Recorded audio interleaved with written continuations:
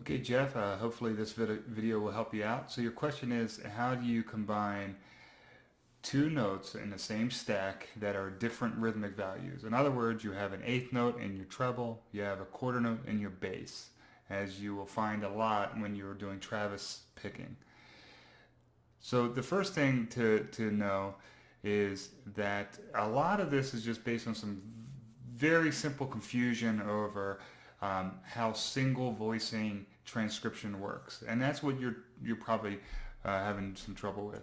Is that you're trying to take two different voices, a melody line and a second voice, a bass line, and put them into the same staff. It's very difficult to do, and it's a little bit cumbersome, but I'll show you how to do it.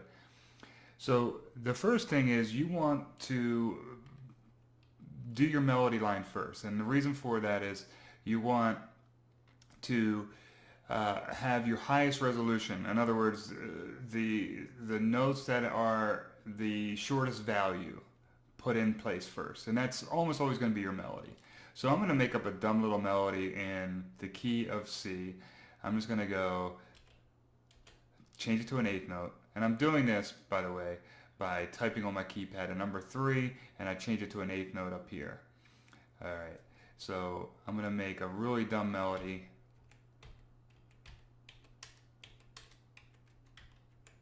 Okay, so that's my melody. They're all eighth notes, and they'll sound like this. Turn it up a little bit. Alright, so what you want is you want a bass line. Let's assume it's an alternating bass line between a root and a fifth. Let's say this is in a C chord, so we want a root. I'm going to put a root there. I'm going to put it right on beat number 1. Now I'm going to lay this all out, and then I'm going to explain what's going on. I'm going to put my bass note from my beat 2 there. That's my fifth. Root for beat 3. Fifth for beat 4. Let's listen. Okay, so you probably already like what you're hearing at this point. So let me just describe what's happening here so that you can replicate it at home.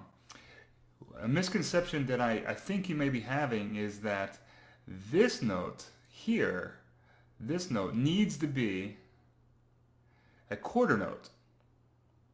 And technically you are correct. Technically this note should be lasting the entire duration of beat number 1, and as it stands right now, it's only lasting for the first half of beat number 1 because it's an eighth note.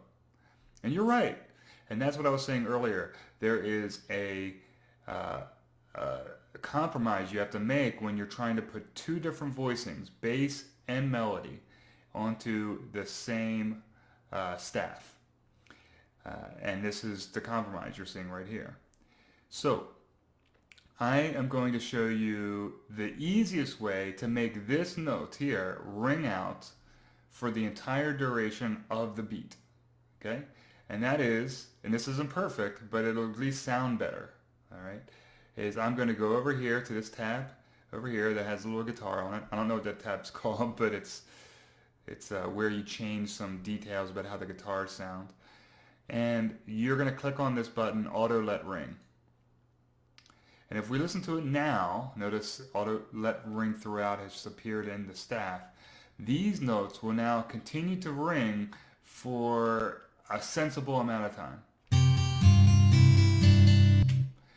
But you also hear that they ring out a little bit longer than they should. For example, this note continues to ring way past the beginning of this note, and that's a flaw of using this method. But it'll get you there. It's at least lasting longer than just an eighth note. So that's good, but it's lasting a little bit too long. So I'm going to turn that off and then show you the way to be extremely literal and get exactly the result you're probably looking for. So here's what you need. You need to put another version of that note in the second half of the beat, and then tie it by clicking this button here. When I did that, this is the same note as this, but now it's being tied so that these two notes are combined to make a longer note. Two eighth notes combined together equal a quarter note. So effectively, this becomes your quarter note that you're looking for. Here, I'm going to do the same thing. I'm going to put a 3. I can't put it here because those are two different notes. Just had to point that out. I have to make the exact same note. You can't tie two different notes together. Same note, and I tie it again. Here, add my 3, tie it. Here, add my 3, tie it. Now let's listen. Okay. So I think that gets you the result that you're looking for when you were trying to put two different voices onto the same staff. Now the last thing I want to show you is how to do it a third way that will give you a little bit more flexibility, and it's the way that Mark Hansen is doing it in those books that you're using, okay?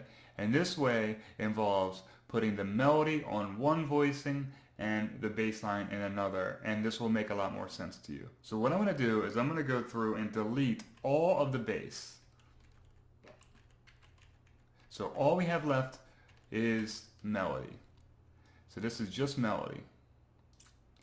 Now if you look down here where all these controls are, you'll see that there's a 1, 2, 3, and 4. This 1, 2, 3, and 4 is talking about the voicings. It's your edit voice controls. And so far we've been editing all of our voices on voice number 1.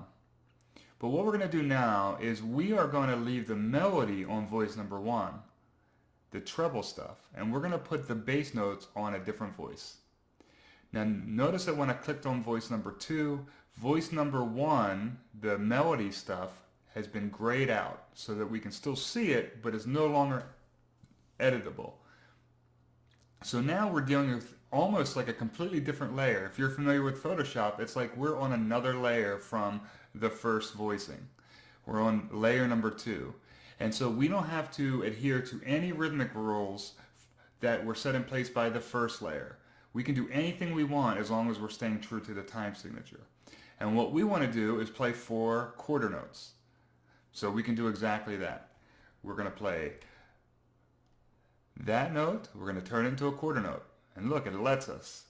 Then we're going to click somewhere over here and watch. It won't let us click here because we can't. Because this is a quarter note. This lasts for an entire beat. So the next possible place we could put a note is here. So we're going to play it there, turn it into a quarter note. We're going to click over here. Again, I can't click here because that would be too soon. I only can click here. That's another quarter note. I'm going to type my 3, turn it to a quarter, and then lastly, my final note. There we go. So now you can see up in the staff, and if you want a better look, you can view both at the same time by clicking this multi-voice edition. Now you can see in the staff I have 4 distinct quarter notes for my bass. I have my 8 distinct eighth notes for my treble. And it'll sound exactly the way we want. These bass notes will last only 1 beat long. They won't overlap each other. And the eighth notes will sound the way they're supposed to sound. So let's listen. Okay? So I hope that helps. Let me know if you have any questions.